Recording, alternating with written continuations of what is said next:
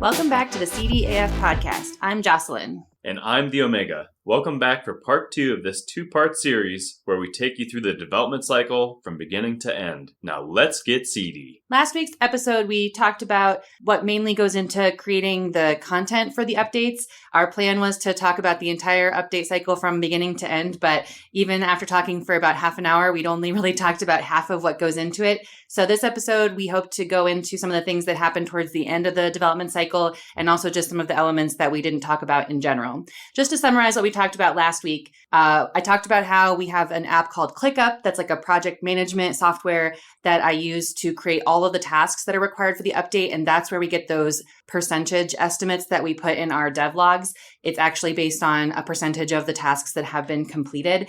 And Prince of Suburbia has probably dozens of tasks per update. A Shot in the Dark definitely has over 100 tasks, maybe even close to 200 tasks. So here's just a brief overview of what goes into creating the content for an update and what we talked about last week. So as we mentioned last week, we have an overarching plan for both of the games. We've already planned out all of the future updates, how many updates there's going to be and what's going to be included in those updates from a general story standpoint. We usually sit down at the beginning of an update cycle and decide exactly what is going to go into those scenes or what options we're going to present to players in terms of polling. So that's pretty much the same for both games. We decide exactly what we want for each scene or what options we're going to give out in the polls. And then we conduct those polls and we figure out exactly what's going to go into the game. With Prince of Suburbia, because we have a 2D hand-drawn artist auxiliary out, once we know what exactly is going to go into the scene because of the poll results or it's what we've decided, then we give him specific instructions and sometimes references. He will sketch that out, show us the sketches. We'll go back and forth as he works on it. He'll give us updates. And then if it's an animation, after he's created the base illustration, he will then animate it and create all the different versions of the animation that we need. And while he's working on the art, I'm usually working on writing the scenes. Sometimes I write them before he's drawn them. Sometimes I write them after. And sometimes we hire out to outside writers. So if somebody from the outside writes it, I write them what I call a commission, where I detail out exactly what needs to happen in the scene. If I have art references already, then I give them that. And if somebody else writes the scene, then I edit it afterwards to make sure that it's in my voice, that there's a consistent voice across the whole game. And I also make sure that it's formatted so that's easier for the Omega to put it into the code. After I write the scenes, we didn't mention this last time, but after I write them, I give them to the Omega for what I call punch up. So he gives me a second set of eyes, or in the case of an outside writer, it's a third set of eyes to just, punch it up, see if there's any dialogue that could be better, any jokes we could add, if anything is, doesn't make sense or is too wordy or whatever. He gives me that feedback. And then that's the final version of that script. Another thing I didn't mention last week is that part of my process of writing the script is that I also say which sprite to use for each of the lines of dialogue. And if the sprites are going to move around the screen, I'll typically give instructions for that. But the Omega does the coding for that, which I know is kind of a pain in the butt. Another thing we have to do for Prince of Suburbia is commission the voice acting. We didn't really get to talk about that last time, so we'll talk about that more in detail this episode. Then once all of those elements are complete, the Omega codes the individual scenes and also codes the overall structure of the update. That includes things like adding any free roam elements or the gallery. And then we polish it, play it all through a couple of times, make sure it feels good and that all of the animations work together smoothly and things like that. We test it and release it. We didn't really talk about testing and releasing last time, so we'll talk about that as well. And then for Prince of Suburbia, we also translate it. So we'll talk about that more this episode as well. For A Shot in the Dark, I typically write the scenes first. And then if I have an outside writer, again, I edit the scenes to be in my voice to get the formatting a little bit more uniform. The Omega punches them up after they've been written by me. Once they're written, then I can make the actual renders. And, making the renders is a really long process that we actually plan to do a whole separate episode about, but it involves creating the environment, creating the people if they're not already established characters, picking their clothing, their hair and makeup, doing the lighting, the camera angles, and then posing them, each individual body part sometimes even their hair has to be posed. Then I actually render them. Then I do post work. I use GIMP. Some people use Photoshop. And then I also have to do things like create all of the thumbnails for the memories, photogram content, things like that. And I also use those renders as setups for the Omega when he creates the animations. We didn't mention this last time, but the reason we split that up is just because it's so much work to create all of the art. Originally, I was supposed to do the animations, but then we thought about it and it was like, if I'm doing the writing and the renders and the animations and you're only doing the coding, then you would have had a lot more downtime than I would have had. And so we decided early on that you would do the animations instead of me. Yeah, I remember you freaking out about it. And then also, I was just under the impression, you could do it. Yeah, it's no problem. And I think I was saying something like, we can release an update every month or something like that. Something ridiculously optimistic. Yeah, that was before you had ever worked in DAZ, and I had already been working in DAZ for a while, and I was looking around like, sometimes I can pose quite a few renders in a day sometimes, but that doesn't count that I spent many days before that setting everything up, like setting up the environment, setting up the characters. So there's a lot that goes into creating the renders. Honestly, rendering time isn't a huge challenge for us because we have two computers that have high-powered GPUs that we can use to render, so we can be rendering animations and renders at the same time. You can't work on new renders or new animations when something is rendering. The GPU can't handle that. But typically we render in the times that we wouldn't be working anyway, like in the evenings, on the weekends, at night. So typically rendering time and computational power isn't really a problem, but the actual time that we spend setting everything up is where, you really can't speed things up because there's just no faster way to do it. So once I make all of the renders, then I do all the post work. We do the animations. The Omega poses them, renders them. He has to do post work on the animations as well, make them into actual videos, make the different speeds if we're going to have that. Something we didn't talk about last episode that we want to talk about this episode is selecting all the songs and music. For A Shot in the Dark, we do typically different individual songs for each scene and sometimes multiple songs in each scene. Unlike Prince of Suburbia, we have just kind of music that plays throughout the game. And then we have music for each character that just repeats for each of their lewd scenes. So there's a lot more that goes into selecting music for A Shot in the Dark as well. Once all those elements are created, again, the Omega codes it. There's a lot of foundational coding that goes into setting up the update overall, and then creating all the features that go into the update that are not specific to one specific scene, like texting, the photogram content, the walkthrough features, the galleries. Also, too, because there's so much more content in A Shot in the Dark, the updates are much, much longer. And, there's individual renders for each line of dialogue, and it's easy to get the wrong render with the wrong line of dialogue. And so we do spend a lot more time playing through the scenes and making sure that everything looks good and has a good feel and that it's not going too slow or too fast or whatever. We also have to create a chapter wrap up, which we didn't really go into detail about last time, but that's actually kind of a fail-safe for us as well, because it forces us to check all the variables in the update, and then it has the added bonus of being a nice summary for the player. But it's mostly for our own benefit in that we then have a record of all the variables, and we can test and make sure that they all get, that all the variables work the way that they're supposed to work. So we do our own testing on that before we ever give it to beta testers. But as you can imagine, just because of the amount of branching and variables, beta testing also takes longer for A Shot in the Dark than it does for Prince of Suburbia. Yeah, like Jocelyn was saying, that wrap-up file is literally like a testing file that you would have if you have developer experience, programming experience. Like, for example, with Java, you create these test files to ensure that all of your functions are working as you expect them to. And this is what this file kind of does for us. So through testing, if you don't see what you're supposed to after going down certain branches, you know that you done fucked up. Yeah, and I think something that people may or may not realize is that with RenPy, with the engine that we use, that you can go into essentially like a developer mode and you can just turn variables on and off just by typing in this variable is now true and this variable is now false. And you can do some testing that way, but I typically do a playthrough of the update where I don't use the developer mode. I just play it through like a player, and I make sure that every single variable in the chapter wrap up, shows up or doesn't show up appropriately, because it's kind of like, even if in the developer mode you can turn it on and off, that's great. But does it actually get turned on and off appropriately when the player is playing the game? That's really the question that we have as far as testing. And the chapter wrap up helps us make sure that that's happening, because it gives us like a written kind of like printout of what happened in that particular playthrough. And I can check and make sure, the wrap up says that I did this, but I remember that I didn't. And so I keep very meticulous notes of what I've done and what I haven't done to make sure. So that's, a very extensive part of the testing process that typically takes, I would say, about a week before we ever even hand it to beta testers. Right. And then just to add on to this a little bit more and hammer home, like, we have so many variables that we have to account for, and it gets really interesting because we also have the feature of entry points with our walkthrough mod, or our walkthrough feature. And those entry points have to account for all of those variables to make sure that the game's not broken when players go through that.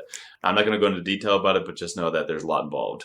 Yeah, and the entry points was something that we decided that would be a good quality of life feature for players, because one of the cool things about A Shot in the Dark is that it has so many different ways that you can play through and make the story change. But we also recognize that not every player wants to play the entire game from the beginning every single time in order to see those different options. Sometimes they just want to be able to jump in and kind of see what the opposite would have been of what they chose. I know some games, they will have a kind of survey where you fill out like what choices did you make. And this is also a way that they can help players when saves are broken because of the changes that were made during an update. This way the player doesn't have to play again from the beginning. They can just fill out the survey and jump into the story at a particular point.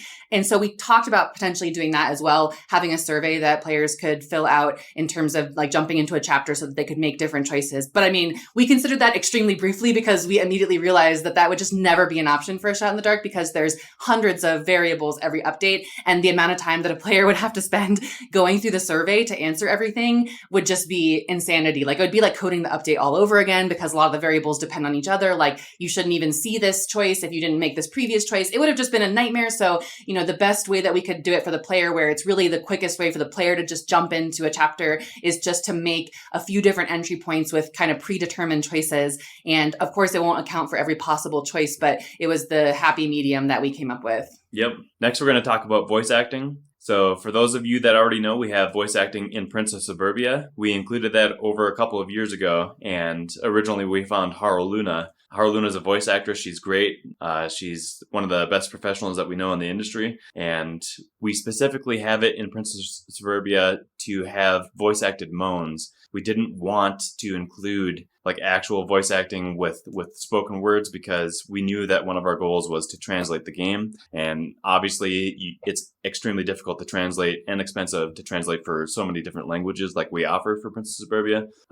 You could argue that you could just put in English only. But that being said, I think it's better to appeal to all the translations, and it's more cost effective in the way that we've done it. For this last update, we also went back and handled a lot of old scenes, and Harluna knocked out well over 100 voice acted files for us. And she's just a beast. She knocked it all out for us. It was great. And to be clear, these aren't just little snippets. These are over 10 seconds each, typically speaking, for each of these animated scenes. And she just knocks them out of the park for us, and we love her for it. One part of the process when it comes to making these updates for Prince of Suburbia, including these voice-acted files, these voice-acted moans, is I have to make sure on the coding side that they sync up with the animations. And if they don't, then, I have to, talk to her and see if we can update the files. But typically speaking, she knocks them out and they're exactly what we're looking for. So I don't have to do that. Lastly, I'll say with A Shot in the Dark, we haven't exactly decided if we're going to include voice acting or not. That being said, there is a possibility here in this chapter that we include some just to kind of enhance a scene, but it's going to be in a similar format,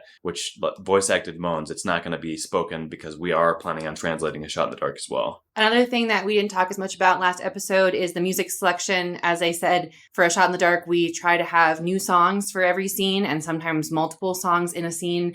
And so one of the things I wanted to clarify is that a lot of people talk about royalty-free or copyright-free music. The reality is that those are copyright-free is not really a thing, and royalty-free isn't always what people think that it is. So just to clarify, royalty-free means that there's no ongoing per-use royalty payment. That's what a royalty means, is that every time you use the song, they get a little payment for it. And with royalty-free music, you're typically still paying for it, but you're paying for it with a one-time license fee or maybe a subscription fee for a website that owns the rights for lots of songs to offer them as part of this, royalty-free music site.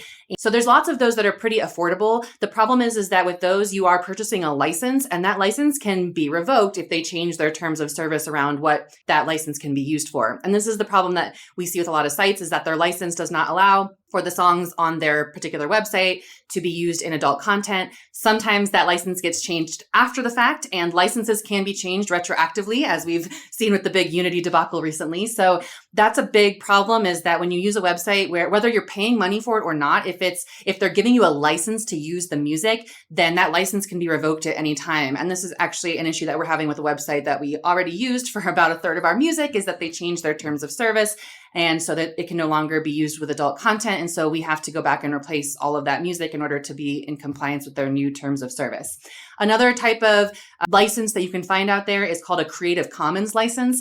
And with a Creative Commons, it's often called like copyright free. The reality is that when somebody creates something, they retain the copyright to it no matter what. But a Creative Commons license is just kind of a standardized license that exists out there that people can license their music under, which essentially says this is always going to be free and it can be used and copied and distributed for free under these, set terms. And when you use a Creative Commons license, those terms are the same for everybody. And that license does not exclude adult content. So you can pretty safely assume if something is under a Creative Commons license that you can use it in adult content. The only difference with Creative Commons is whether they allow it to be used commercially or non-commercially. Obviously, we have to make sure that it's a commercial Creative Commons license and not a non-commercial, since we sell our product and make money on it.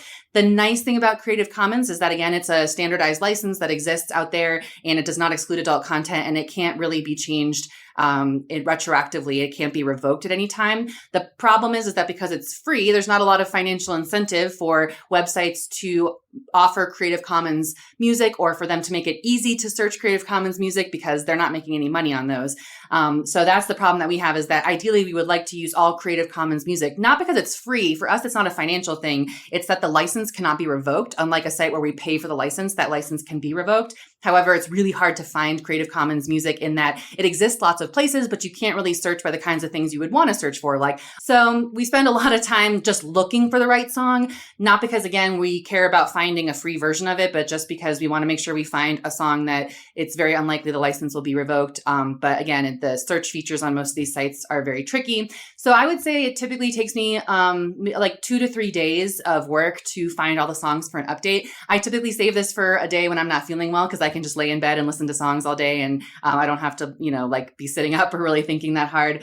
And then in order to download all the songs, put them in the code, put them in the scenes, make sure that they're playing at the right time. Same thing for sound effects, finding all the right sound effects, making sure that they're playing at the right time. And then adding that to the credits and adding that to our songs menu where you can play the songs. All that takes another two days of work usually. So, that's a whole week of work that's spent every update just on the music itself, which is one of those little tiny details that people might not realize that it takes as much time as it does. The next thing I'll talk about here is the testing process, and this involves both games. The whole testing process, it's not glamorous, it's not exciting, and it's definitely not fun. So the first thing I'll say about it in general is that I appreciate all the people who help us test for the games, who have helped us test, and those who are just testers in general, because it's just not a fun thing to do, and I appreciate anybody who's willing to put up with it. The second thing I'll say is my God, the testing for each update for both games is extremely tedious and time consuming. You might think that, you can just play through a couple of times and you'll be done, and you'll know if it's good to go.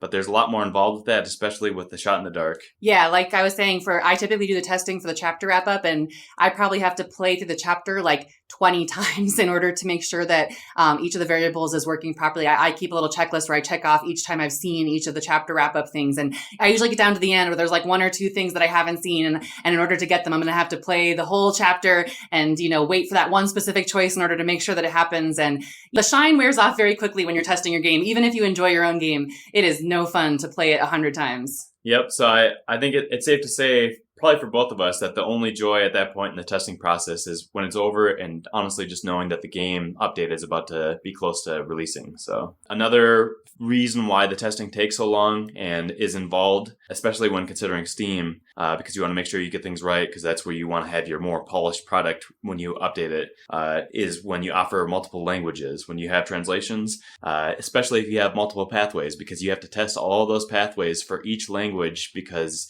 you may have bugs or an extra character or a missing character or italics not turned on or turned off properly. And all of that needs to be accounted for and checked. And that's where you definitely need testers if you want to retain your sanity, essentially, because otherwise it's going to take forever and you're just going to be worn down at the end of it.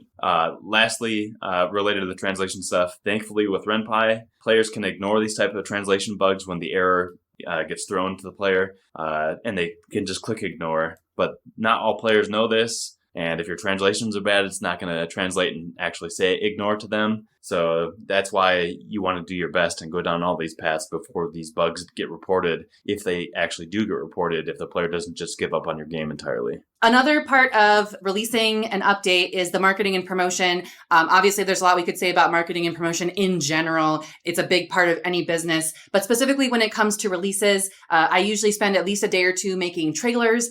We now have to have both not safe for work and safe for work versions of our trailers because there's very few places that we can post not safe for work trailers anymore.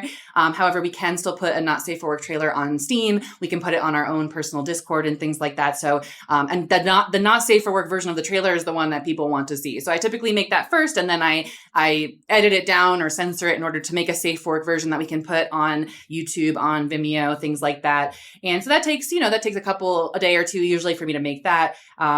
We have to decide on a release schedule. This is always tricky. People want to know exactly when you're releasing, but we don't like to sit on it. So we don't want to give a conservative estimate and say, oh, it's going to be 2 weeks from now. And then we end up finishing testing sooner. And then we're having to change all of our materials because now the date is different. I know that people think like, oh, well, that would be good news to the players if it's like suddenly like a week or two early. But the problem is that we've already made graphics with the schedule on it. We've posted the schedule on every single one of our platforms and social media. And so once you've put a date, then you have to change everything, put a new date. And honestly, that's like, for us, is just more work than just like waiting until a few days before it's ready and then being like, okay, we're really confident it's going to be ready on this date. So we're just going to pick this date. I think every developer has a different comfort level when it comes to changing the date. For us, it's like extra work on top of an already like tedious part of the work cycle that we just don't want to have to do again.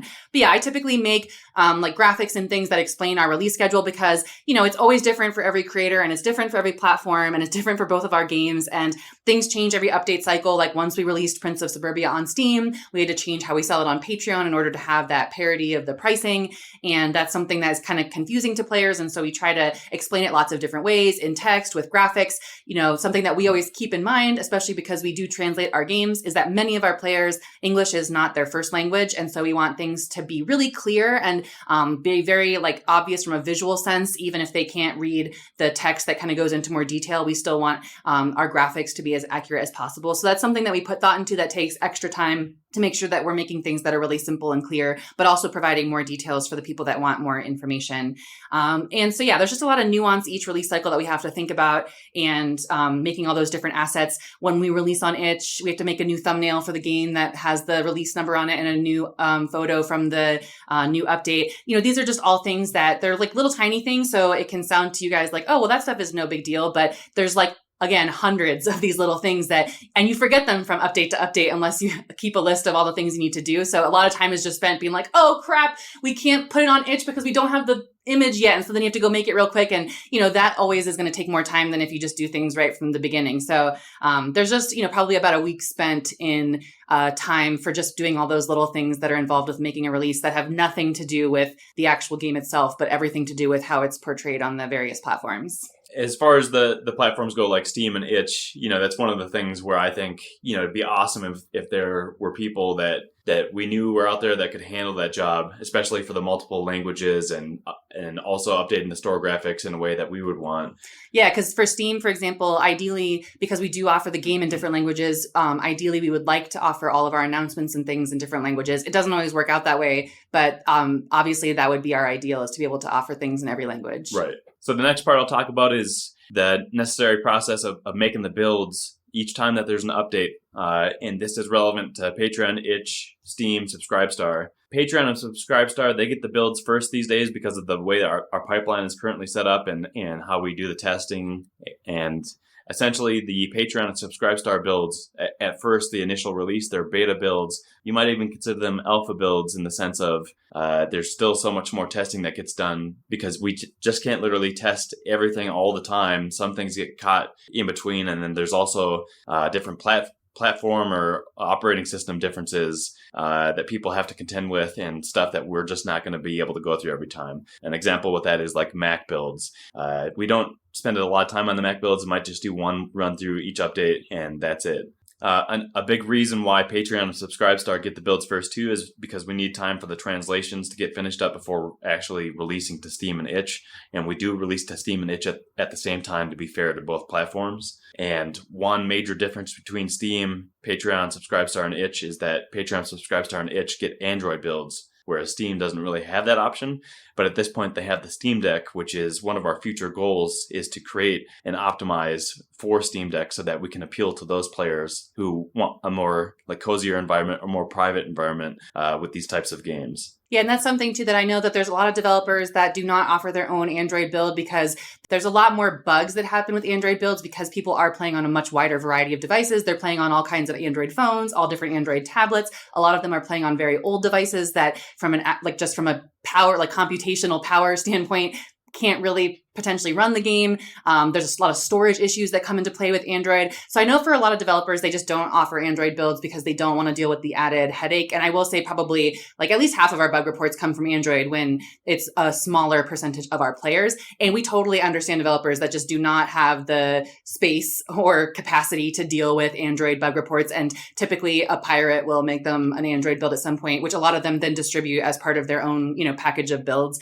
We decided when we started making this a full-time business that we were going to do our own Android builds. Part of that too was that A Shot in the Dark, the pirate that was making the Android builds for Prince of Suburbia didn't want to touch A Shot in the Dark because it was so much more complicated. And since you were now doing this full time, you had the space to learn how to do the Android builds. And actually doing our own Android builds makes it easier for us to troubleshoot them because we can actually change them.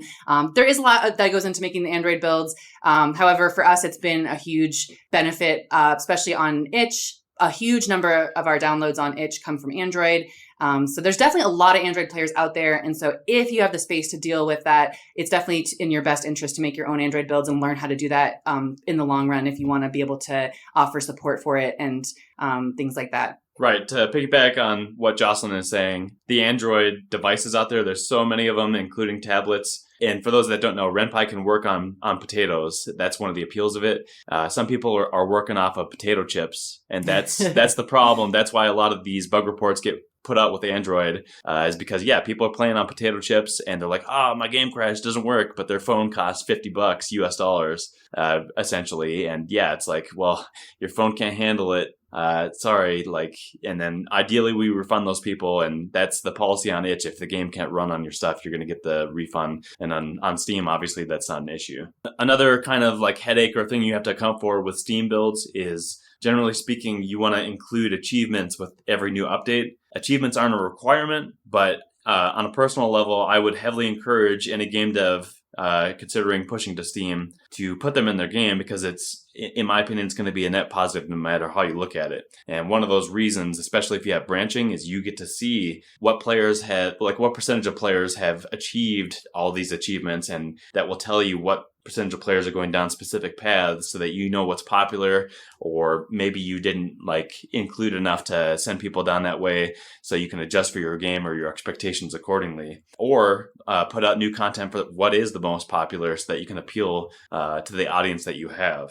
Another part of the Steam process is whenever we have an update coming, I try to make a beta build and I give out passwords to testers, and I also use that beta build for testing. And this is just to make our testing process even more robust to ensure that we're putting out as much of a polished product as we can on Steam. And then for those that don't know, Steamworks is essentially the game developer's way to interface with the games that they're developing and pushing out updates to on Steam. And it's also very outdated and could use a lot of improvement. So for those of you who haven't interacted with it yet, get ready and buckle up, because it's going to be quite a ride. Another thing that we didn't talk about last update is GUI. And if you don't know what GUI is, I know we've used the term on the podcast before, just kind of offhandedly, and haven't really explained what it is. But GUI is GUI, which stands for Graphical User Interface. And it's what the player interacts with, such as buttons and menus and all that goes along with that. It's kind of related to UX, UI, user experience, and user interface. So all those things are related. And obviously that's a huge part of a game, because that's the way that your players interact with your game, and how easy it is and how visually appealing it is make a big impact psychologically on how how much a player is going to enjoy your game. And getting professional GUI is something that is expensive, as it should be, because it requires a lot of work. So for both of our games, we have done the GUI from the beginning, but always with the understanding that once we could financially afford to do so, that we would hire somebody outside to do GUI. The hard part with that, as we've mentioned in previous episodes, has just been finding somebody. We've had the money for a while and we've tried out quite a few people that it just didn't work out for one reason or another. We finally have somebody right now, M from Sundare Studios.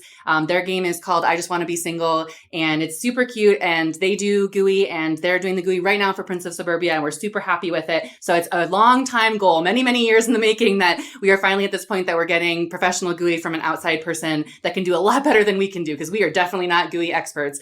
I think we're pretty good with the UX UI, like making a good user experience, but we are not good at making the actual graphical assets that go along with that. So that said, that's something that we have had to create from the beginning, though, just at least as a placeholder until we could afford or find somebody from the outside to do it. And so a lot of that happens when you're making the foundation of the game. You have to make all the menus, make all the buttons that go along with that. But every new update also tends to include some GUI. Maybe you have new free roam elements. Maybe there's some kind of mini game. There, if there's any new way that the player is going to interact with the game, then you have to create GUI for it. With A Shot in the Dark, we had to add literally hundreds of GUI elements when we made the walkthrough feature. And a lot of those were customized GUI assets specifically for Android, because the regular GUI assets didn't look good or work on Android because Android is smaller and the players are interacting with it by tapping and swiping, which is different than being able to hover or click with a mouse. So there's all these things that go into it that, again, it seems so simple or kind of just a small thing to players, but is tons and tons of time behind the scenes to make it all work. Again, we've spent a lot of time making GUI, and it's not even the best GUI, because I definitely believe that's not one of our strengths, but we still have to spend time to make it so that the game is functional. But now we're very happy to have somebody that hopefully will also be able to do the GUI for A Shot in the Dark, so that we can make it the absolute best game that we possibly can. For other developers out there, one thing I'll mention is, if you're planning on including multiple translations in your game related to the GUI, to plan for that beforehand if you can, because it's going to save you time and frustration in the long run. Yeah, that's something that we're having to undo right now with Prince of Suburbia, and more so A Shot in the Dark, was that in order to save time, a lot of the GUI that we made was like what we call baked in, where we made an image and it had the text in the image, and then we just made that into an image. And so in the game, the text is not actually part of the code, it's just part of the image. It makes it easy to slap it into the game because, you can make the image in like Canva or Google Slides, or like lots of different places in GIMP, and you can just type the text directly into it, and the text is exactly where you want it, and you can move it around, and it's all visual. So as far as making the GUI, it's faster to do it that way, and then you just slap that image into RenPy. The problem is that the text is not part of the code, and so if you want to translate it, if you wanted to translate it without, or making the text dynamic, as we call it, then you'd have to go back to the original image, translate that image, the text in that image, and then make a bunch of different versions of that image. Because we have scripts and programs that help us translate, the most effective way for us to do it is to have the text part of the code so that the text can be changed as part of the translation process. And that's something that we kind of were, I don't want to say lazy, but we saved time on the front end by making a lot of baked in images. And now we're having the pain of undoing that and making it into dynamic text. So you should talk a little bit more about the translation process, how we translate Prince Suburbia, and then what we're planning to do for A Shot in the Dark. Real quick side note related to like making the updates and improvements to the game. Through trial and error, it's become clear to us that there are some things that are easier to do when you're hiring it out, and there's some things that are harder to do. And through this process, to me, in my opinion, and I think you would agree, it seems like the meat of the development process for the updates is better handled by us. Yeah, at least as far as A Shot in the Dark goes. Yeah, because we already know a lot of things that to us are just a given, that to an outside person, you would have to like explain to them, and that's time lost. Right, but discrete tasks that aren't necessarily tied to a specific update, like with the meat of the things like the GUI, or like creating a translation pipeline, or optimizing for Steam Deck, that's stuff that seems like it's going to work out well for us, and I'm looking forward to it, honestly. Yeah. And the other thing I'll say to that is, you could also include your own voice acted files yourself as a developer. People do, yeah. And people do. I'm just not sure that it would go over well, especially if I were doing it. Yeah. Ooh. Yeah. I'm definitely not interested in doing my own voice acting, that's for sure. So I'll talk real quick about the translation pipeline as far as the updating process goes. Currently, for Prince of Suburbia, which is the only game we're translating actively right now, we're using machine translation, which is generated using the Google Translate API. And then volunteers edit and improve the translation via shared Google Docs for whoever comes to our Discord server and wants to help improve them for their specific languages. I also want to give a shout out to Doc62 for creating the scripts initially to make this possible for us to generate these machine translations with the Google API. He created awesome Python scripts, and we're certainly appreciative that he went through that. Yeah, and just a note on this, we've had quite a few people recommend to us, oh, you would get a better machine translation if you use like DeepL or one of these other ones. But the issue for us is that we're running the text through an API with a script. We're not like copying and pasting it in because that is too time consuming. So, the Google API was just the one that we chose to work with, and it's really too late now to choose a different one. So we've also known for a while now that this process using the Google Docs and the machine translation, it's not ideal, it's not fast, it's not presented in a way that's going to help bring the context better for the translators to ultimately give it to the players. So we've been exploring other options and a way to essentially associate screenshots with the various lines of dialogue so that translators have that context and can make a better translation the first run through. Like we've been talking about, we currently have somebody helping to optimize the code base for a Shot in the Dark so that we can more easily translate and localize for the various languages that we plan to offer. And this is also related to what we were talking about before, like with the GUI having dynamic text instead of baked in text, and making it associated with variables so that we can essentially turn things on and off with a toggle switch in the game for the various languages that we plan to offer. Yeah, and another like minor detail with that too that we've had to go back and change is that there's a lot of things that never get translated, like names, for example. And so making those into variables so they don't kind of get swept up in the text that's supposed to get translated. When you have some kind of automated translation process, this is the kind of work that if you do it ahead of time to get it set up properly, then it's going to save you time down the road. But we didn't set up everything in an optimized way. So now we're having to go back and optimize it. And, again, it's one of those things that it's not really sexy to talk about. And it's like hard to even explain to players like in a devlog exactly what is going on. But it's like, just know that it's like dozens, if not hundreds of hours behind the scenes to make these things work. And, again, talking about other developers, there's lots and lots of developers that choose to not translate their games because it is a lot of work. Like it's not as simple as just handing over your text to a translator and having them translate it because, a lot of where we actually lost the most amount of time when we were doing it that way was in getting it back into the format that RenPy needs. So it was actually more of a coding challenge than like a translation challenge. So most of what we are doing is actually to optimize the coding part of it. The translation part is actually not the hardest part. So when developers tell you that they're just not interested in translation because of the time that it would take, I mean, believe them, because it is a huge pain and it is a lot of work. It is more work than you could ever imagine. For us, it is worth it. It's something that's important to us as a business. We want to appeal to as wide of an audience as possible, but we totally understand why it is just not on the table for a lot of developers and they're just not interested in doing it. Yeah, even with a simpler game like Princess of Bravia, which is very linear and the choices don't really affect anything hardly at all, it's still like a mind-numbing process that you have to go through for each language that you involve, essentially. Well, that wraps up the second part of this 2-episode series about what goes into creating an update. As you can see, creating the content, like we talked about last episode, is really only about half of the story, and there is so much more that goes on behind the scenes in terms of actually creating and then releasing an update that you probably never knew about, and you probably know more than you ever wanted to know. But we hope that this was insightful and valuable information. So here's a huge thank you to our community for all their questions and support. If you're curious about anything else or have more questions, please reach out to us. We hope we planted some seeds with you. Until next time. Bye.